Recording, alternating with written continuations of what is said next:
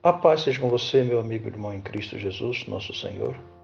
Devemos sempre estar estudando a Bíblia para compreender as verdades nela contidas, porque precisamos entender a verdade que Deus tem para cada um de nós. E nosso erro é quando não estudamos as Escrituras. Foi que Jesus alertou os seus discípulos no passado. Em São Mateus 22, verso 29, Jesus disse: errais por não conhecer as Escrituras e nem o poder de Deus. Então deve nós buscar estudar a Bíblia. O tema de hoje é um tema que devemos nós todos estudarmos. O tema de hoje é: a Igreja Católica Romana é a besta que sobe do abismo? Primeiro, quando nós falamos de besta, falamos de um poder. Um poder, um império, um governo. Então, esse é o significado da besta. É a ação desse poder sobre o mundo. E precisamos muito estudar a Bíblia, que Daniel, capítulo 7, nós vemos a visão do profeta, viu 4 animais subirem do grande mar. E o mar sabemos que significa povos, nações e línguas. Então, um poder que está sobre as nações. Mas esse poder que sobe do abismo, o que ele tem de diferente? Essa besta que sobe do abismo significa um poder que traz algo do mundo, algo contrário aos princípios bíblicos, algo que é das trevas e não do reino de Deus. E é misturado verdade com erros. Esse é um ponto muito importante para ser estudado e analisado. Por isso, quando o anjo chama João para ver o que acontece com essa prostituta, com essa meretriz, diz a Bíblia Sagrada no livro de Apocalipse 17, versículo 1, diz assim: então, um dos 7 anjos que tinha 7 taças falou comigo: vem, e eu te mostrarei a condenação da grande meretriz, que está sentada à beira das muitas águas. Então, essa meretriz está sobre muitas águas, sobre muitas nações. Essa meretriz significa um poder religioso, um sistema religioso, uma igreja, que está sobre muitas nações e todas as nações reverenciam esse poder, adoram esse poder como se fosse o poder do céu. É preciso ser analisado, e eu quero dizer antes de mais nada a todos meus queridos amigos e irmãos católicos, protestante, adventista, de todas as denominações religiosas. Eu sou católico, só não sou romano. E sou apostólico, acredito nos ensinos dos apóstolos. Então, quando falamos sobre a Igreja Católica Apostólica Romana, ela abandonou Deus e fez uma aliança com o mundo. No decorrer dos estudos você vai entender. Então, se alguém me perguntar, você é católico? Sou católico. Se alguém me perguntar, você é protestante? Sou protestante. Protesto contra tudo que está errado e busco ouvir a voz da palavra de Deus. Pois o protestante é isso. Protestaram contra os ensinos e idolatria da Igreja Católica Apostólica Romana, como Martinho Lutero. Se alguém me perguntar se sou adventista, eu respondo também: sou adventista, porque creio no advento. Acredito na volta do Senhor Jesus Cristo. Se alguém me perguntar a minha crença é na palavra de Deus. E por isso eu busco cada dia examinar as Escrituras. Então eu acredito nos ensinamentos dos apóstolos. A Igreja Católica significa a primeira igreja dos apóstolos. Só que por volta do ano 325, ela passou a ter uma assinatura romana, quando ela se uniu ao mundo. Então vamos deixar esse estudo para nós estudar com muita calma, mas esse estudo da união dela com Roma nós vamos estudar posteriormente. Vamos só analisar esse capítulo 17 de Apocalipse. Diz aqui: com a qual se contaminaram os reis da terra, e ela embriagou os habitantes da terra com o vinho da sua luxúria. O mundo inteiro está embriagado com os ensinos católico apostólico romano. O mundo inteiro guarda os dias festivos criados por Roma. O Natal, o Dia das Mães, várias festividades criadas por Roma que têm a sua origem no paganismo, mas foi colocada como sendo um fator cristão. Não é verdade, amigo. Se você estudar a história, estudar cada acontecimento desse, você vai ver que realmente o mundo está embriagado, porque abandonou as festas do Senhor e colocou no seu lugar as festas que são de origem pagãs, porque as festas do Senhor estão lá no livro de Levítico 23. Você vai encontrar as 3 santas convocações que Deus estabeleceu, que é para o bem espiritual, para a edificação do seu povo e da sua igreja. Mas o que o mundo fez, a Igreja Católica Apostólica Romana fez, ela abandonou a aliança com Deus e, casando-se com Roma, com o Império Romano, ela passou a ter a sua assinatura. Por isso, quando um casal se casa, nós vemos que a mulher sempre herda o sobrenome do esposo. E assim a Igreja, então, Católica Apostólica Romana, ao aceitar o Império Romano como base, ela trouxe junto com ela a filosofia, os ensinamentos que havia dentro de Roma.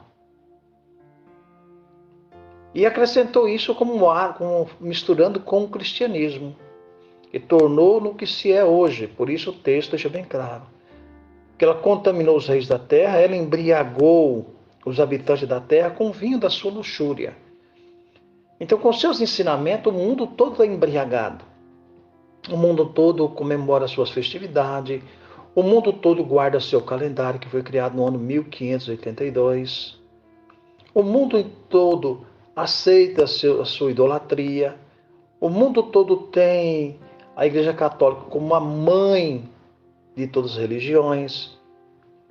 Então, o que eu quero dizer para você, querido amigo e irmão, vá às Escrituras, não confie no que os homens ensinam.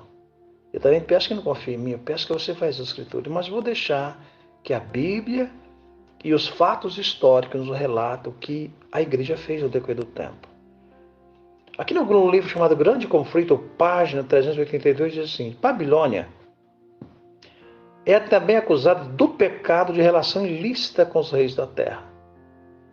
Foi pelo afastamento do Senhor e aliança com os gentios que a igreja judaica se tornou prostituta, e Roma, corrompendo-se de modo semelhante, ao procurar apoio do poder do mundo, recebe a condenação idêntica. Quando os judeus buscaram aliar-se ao mundo, unir-se com o mundo, eles se afastaram do Senhor. Por isso Deus deixa bem claro na primeira carta de João, capítulo 2, versículo 15, diz: não ameis o mundo, nem o que no mundo há. Porque aquele que ama o mundo, o amor do Pai não está nele. Então, quando a igreja aceita unir-se ao mundo, aos costumes e hábitos mundanos, sai de dentro dela a presença do Senhor. E fica no seu lugar, então, outro espírito. Foi justamente o que a Igreja Católica Apostólica Romana fez. Ela introduziu no seu seio ensinamentos, doutrinas, filosofias pagãs. Por isso é bem claro que a besta que sobe sobre as águas, ela tem as características, ela tem o simbolismo do urso, do leão, do leopardo. Por quê? São crenças que foi introduzida dentro desse sistema religioso que era de nações pagãs. A crença babilônica, crença medo-persa, a crença do leopardo, ou seja, da Grécia. Filosofias, ensinamentos de grandes mestres filosóficos dessas nações foi introduzido dentro da igreja como se fosse ensinamento de Deus. Então veio a ideia de vários filósofos, né, gregos, introduzidos dentro do sistema religioso. E a igreja abraçou isso. Então ela embriagou o mundo com suas heresias, com seus ensinamentos. Diz mais aqui ainda: o anjo, no capítulo 17 de Apocalipse, verso 3, disse: e transportou-me então em espírito ao deserto, e vi uma mulher assentada acima de uma fera escarlata, cheia de nome de blasfematório, com 7 cabeças e 10 chifres. Apocalipse, capítulo 17, verso 3. Isso simboliza o quê? O comentário bíblico, ensinamento dentro do estudo e exame da palavra de Deus, diz a seguinte palavra, comentário de Apocalipse, diz assim: a igreja e o Estado, esta é a profecia mais concreta do que outra aplicáveis ao poder romano, porque faz uma distinção entre a igreja e o Estado. Temos aqui a mulher, a igreja sentada sobre esta besta escarlata, o poder civil, pelo qual ela é transportada e que ela dirige e guia para seus próprios fins, como um cavaleiro dirige o cavalo sobre o qual está sentado. A Igreja Católica Apostólica Romana, quando ela subiu definitivamente no seu poder, por volta do ano 538 depois de Cristo, ela teve um poder duradouro de 1260 anos, que terminou justamente no ano 1798. Durante esse poder, nenhum rei era estabelecido na Europa sem o apoio do Papa. Então, quem estabelecia, quem ficava no trono, quem descia, era o papado. Então, era a Igreja Católica Apostólica Romana governando o poder civil, algo que não pode existir. A fé nossa, ela tem que ser separada do poder civil, é um direito que você tem. Não se pode o poder civil questionar ou querer dominar a fé de alguém, como acontece na China, por exemplo. Na China, as pessoas só podem servir segundo o ditame do comunismo. Era o que então que foi feito então a união, a Igreja Católica montado na besta, ou seja, montado nesse poder civil, guiando, estabelecendo as regras e normas segundo o seu bel prazer.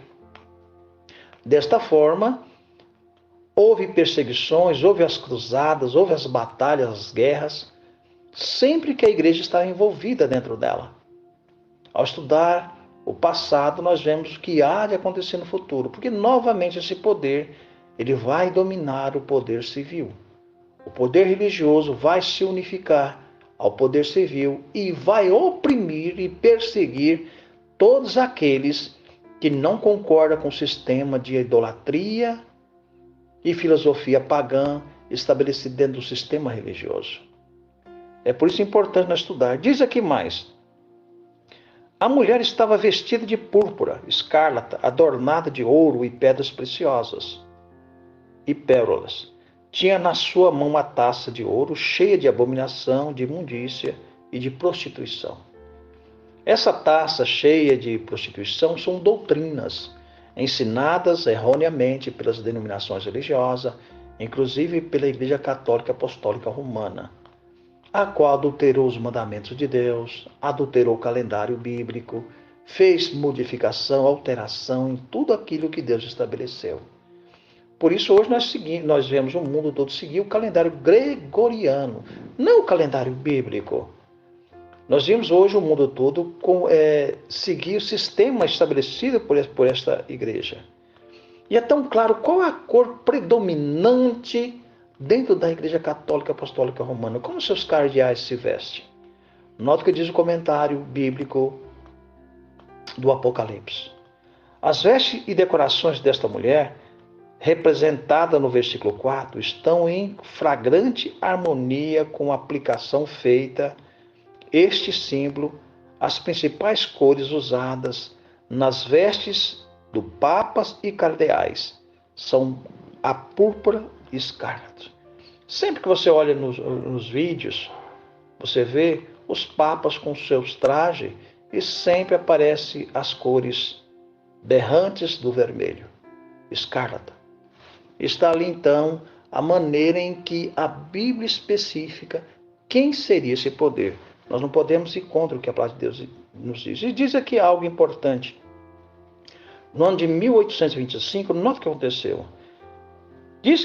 Dizem-se que por ocasião do jubileu papal, foi usado o símbolo de uma mulher com um cálice na mão. Em 1825, por ocasião do jubileu, o Papa Leão XII cunhou uma medalha tendo num lado a sua própria imagem e no outro a da Igreja de Roma, simbolizada como uma mulher segurando com a mão esquerda uma cruz e com a mão direita um cálice. E com a legenda em volta dela: Sed super universum. Todo mundo é o seu assento. Está nesse estudo também, nesse comentário bíblico do Apocalipse. Na sua fronte está escrita, em nome simbólico, Babilônia, a grande mãe das prostituição e das abominações da terra, Apocalipse 17:5. Quem é essa grande mãe? Da onde que vêm todas as denominações religiosas? De onde surgiram as demais igrejas? O que as demais igrejas têm em comum com a grande Babilônia? Vários pontos as igrejas protestantes hoje voltaram e praticam o que a mãe pratica. Primeiro ponto, que na Bíblia Sagrada, no livro de Êxodo, capítulo 20, nós encontramos os 10 mandamentos que dentro das igrejas protestantes ou dentro da igreja católica não tem sido respeitado, como foi entregue no Monte Sinai a Moisés, escrita pelo próprio dedo de Deus. E o que as filhas têm em comum? As filhas guardam o mesmo calendário, guardam os mesmos dias, guardam as mesmas festas, guardam os mesmos relíquias papais e não buscam obedecer o que está escrito nas Sagradas Escrituras. Quando Jesus disse que vocês erram por não conhecer as Escrituras nem o poder de Deus, não é o erro que muitos estão cometendo hoje. Não muitos erros em que cada um tem seguido apenas o que os homens falam, em vez de ouvir o que diz a palavra do Senhor. Por isso ela é a mãe das prostituição. Por quê? Todas as denominações religiosas carregam em seu seio relíquias papais. Alguém vai dizer, não, a minha igreja não faz isso. Faz. Você aceita um calendário feito pelo homem do pecado no ano 1582 e rejeita o calendário de Deus feito na criação, lá em Gênesis 1:14. Então você carrega a relíquia papal. Se você prefere entre o calendário de um homem criado em 1582 e o calendário de Deus criado na criação, com qual que você está obedecendo? A qual calendário que você está submetendo? Qual o dia da semana bíblica que você está guardando? Você está guardando o calendário feito pela Bíblia Sagrada, que Deus estabeleceu a lua como regra? Que cada lua é o início da semana? Que a lua também rege o início de cada mês? Pois cada lua nova inicia um novo mês. Cada lua inicia uma nova semana.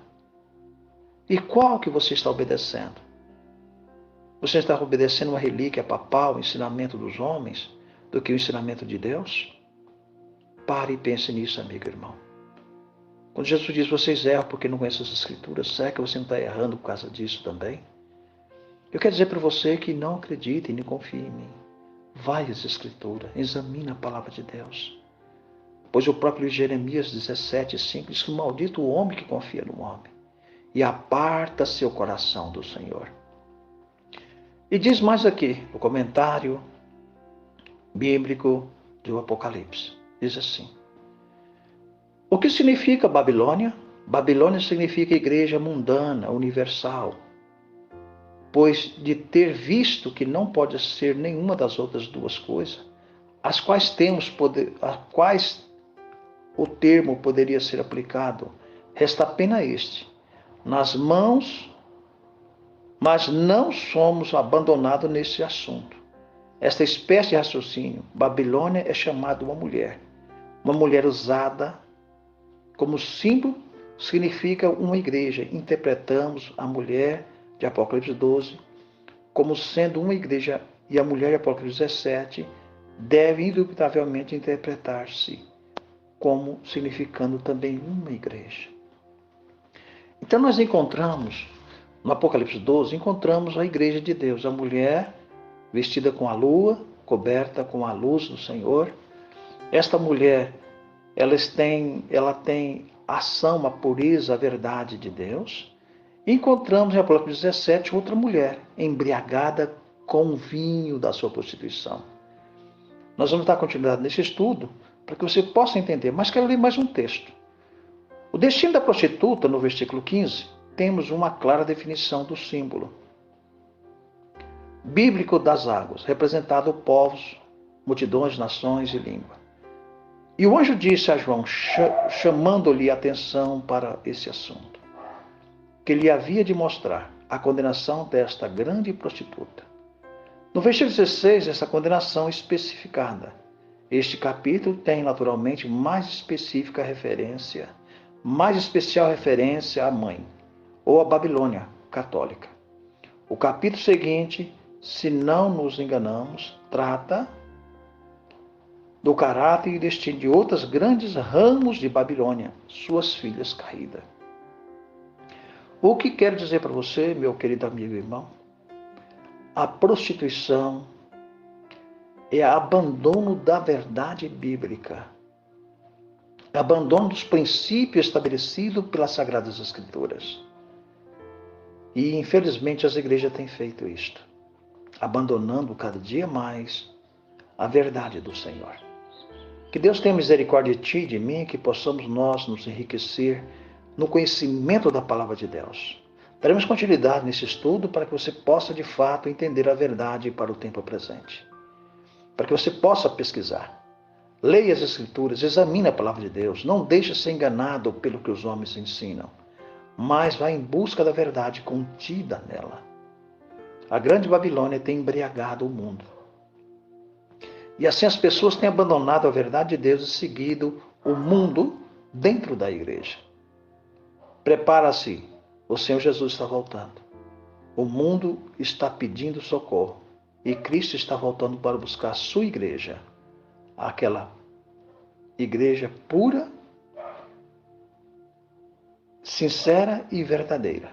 Só esses vão herdar o céu. Pois em Apocalipse 14, verso 12, aqui diz: aqui está a paciência dos santos que guardam os mandamentos de Deus e têm a fé no Senhor Jesus. Vamos orar? Senhor e eterno e grandioso Deus, agradecidos somos por Tua palavra. Abençoa-nos e nos fortaleça no conhecimento do Teu Santo Evangelho. Salve nossas famílias, nossos filhos, pais, amigos, irmãos. E todos quanto ouvem esse áudio, Senhor, e esse vídeo, possa ter o coração voltado para a Tua palavra, para as Sagradas Escrituras. Perdoa a falta e pecado deste homem e me ajuda a cada dia a te servir melhor. É tudo que eu te peço e agradeço, salvando cada um de nós em nome do Senhor Jesus Cristo. Amém.